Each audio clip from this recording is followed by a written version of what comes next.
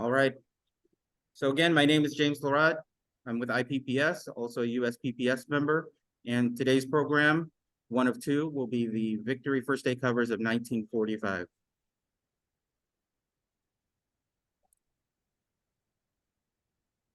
You know, I think if most people are familiar with the Victory stamps that were issued in 1945, anyone that collects Philippines has definitely encountered these.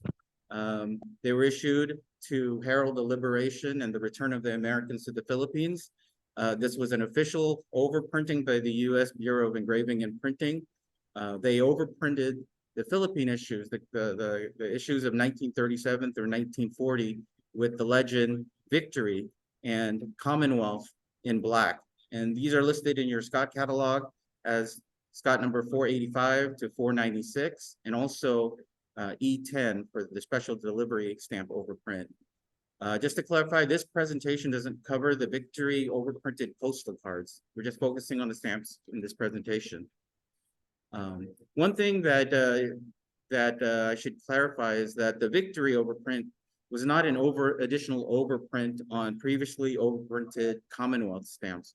What they actually are an overprint that was simultaneously applied to newly printed, unoverprinted stamps that were prepared by the U.S. Bureau of Engraving and Printing in early 1944. So a lot of people think that the Victory was added to the Commonwealth. That isn't the case. The Commonwealth and Victory were applied at the same time. And also to clarify, these are the official Victory overprint stamps, which followed the provisional violet hand stamp issues that were created locally in Tacloban, Leyte in 1944. Those are listed in the Scott catalog under number 463 and 484, and also in Scott E8 and E through E9. Those were provisional Victory overprints, and this presentation does not cover the provisional Victory overprints. So why are there so many of these Victory overprint, Victory First Day covers? And it's because when you think about the military history of the reconquest, the invasion of the Philippines by the Allied and American forces, it wasn't all done in one fell swoop. Certain areas were liberated earlier than others. Some were liberated later than others. So these officially overprinted Victory stamps were put on sale at the various post offices throughout the Philippines, as each of those post offices were liberated and reopened. So we'll go through that. So as a result, you'll realize that there are several first day of issue cancellations on these first day covers. Specifically, there's January 19, 1945 in Tacloban, Leyte, October 16 in Manila, and then I'll talk a little bit about this not well-known first day cover that I found for at Binan, Laguna on April 21st. And then the others, which are described here, May 1st for Manila, for the four, what I call later Victory issues. And then there's June 4 for Iloilo, July 21st for Cebu, and then August 1st, 1945 for Bacolod, which is considered the last of the overprints. So here again, it shows a map. I know you can't really make out the detail, but it shows the time for the invasions of the landings in the various locations of the Philippines. First being in the Leyte region, and then later in the Manila region, and then later in the Visayas and in the Mindanao region. So you can see that that's the reason for the different dates on these first day covers. So these are the ones that are known and are easily found, but it is known that it's possible that other first day of issue covers may exist. And as I mentioned about the Binan Laguna. So let's go into the stamps. So January 19, Tacloban, Leyte. This was the first post office to be reopened and canceled the first day covers And at the time, there were 9 officially printed victory stamps available. So here's an example. And this shows the 9 stamps that were available up to that time. And it has a unique cachet there. It says first day cover, first regular victory stamp sold in reopened post offices in the liberated Philippines, January 19, 1945. This cachet that you see here was only used in Tacloban. It doesn't reappear. And then after the Battle of Manila that raged from February to March, to liberate Manila, post office was reopened in April, and the second of the first day covers was issued, and again, all 9 victory stamps were available to be canceled in Manila up to that point. So here's an example of a Manila first day cover with that date of April 16.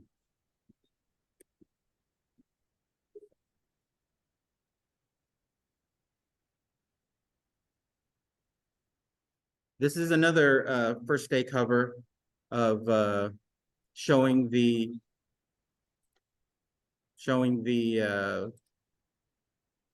April 16 first day cover.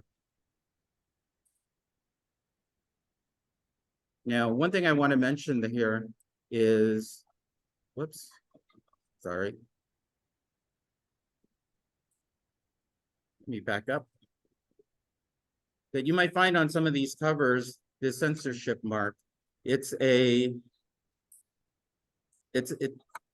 find the CCD, which stands for Civil Censorship Detachment. And what that is, it's a system, a censorship system that Douglas MacArthur instituted in the Philippines. And the CCD monitored private communications, including personal mail. The CCD also oversaw the censorship of newspapers, radio scripts, international news, as well as smaller publications like club brochures and school newspapers.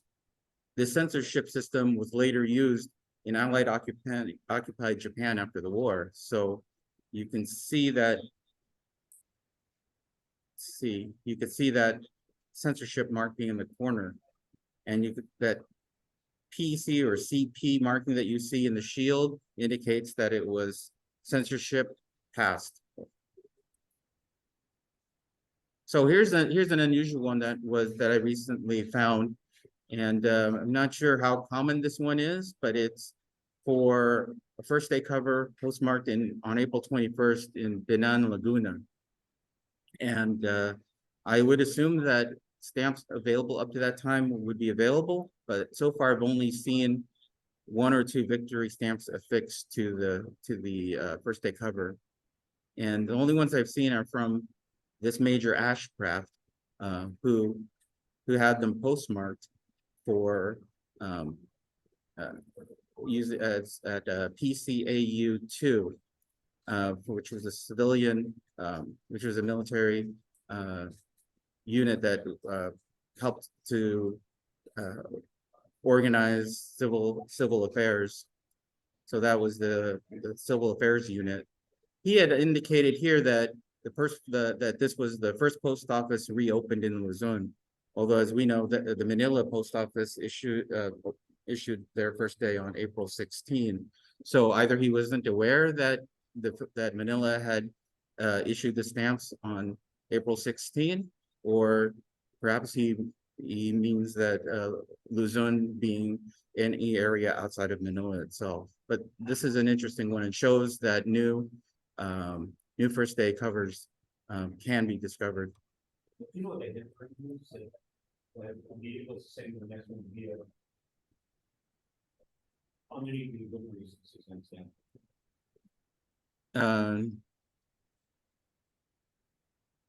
No. Oh, it looks like Correos. It looks like it's printed on the envelope. Yeah. Yeah, but apparently he probably wasn't aware that either he wasn't aware that Manila had issued the first day covers, or he. Speaking of Southern Luzon. Yeah. I find it hard that he would not realize it, but Well, the wood is right next to him. yeah. Vineyards close to Manila, sir. Yeah. Yeah. And there's a second example also from Major Ashcraft. So we're back to Manila on May 1st. The second official Manila First Day cover was issued.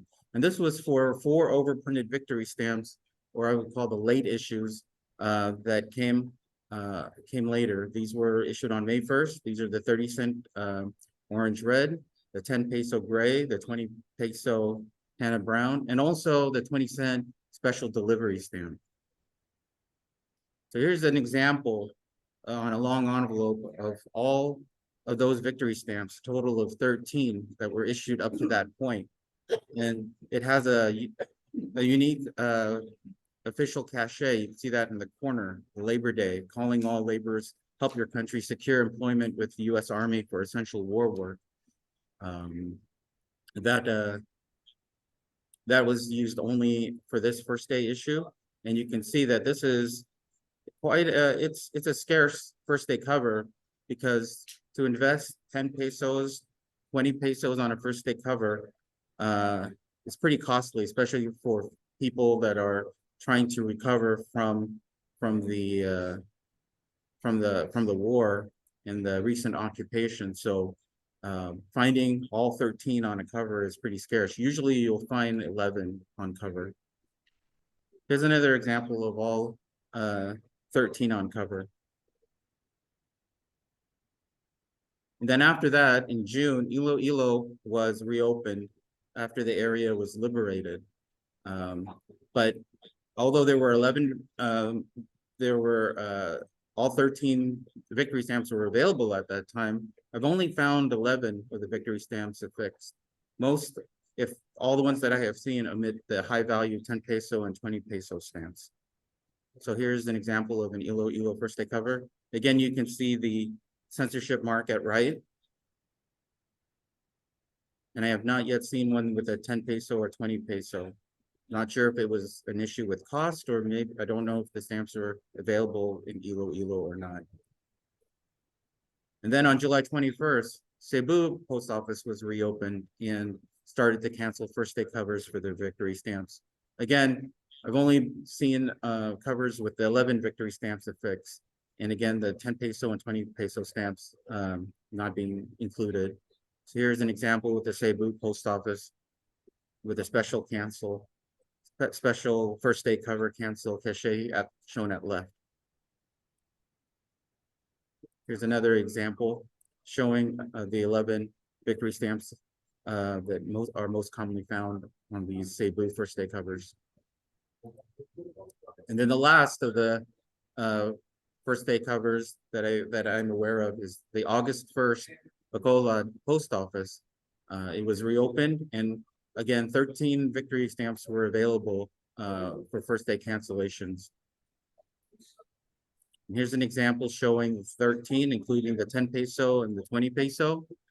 And again, these are rather scarce because that's a lot of money to put on a first day cover for an average collector in 1945.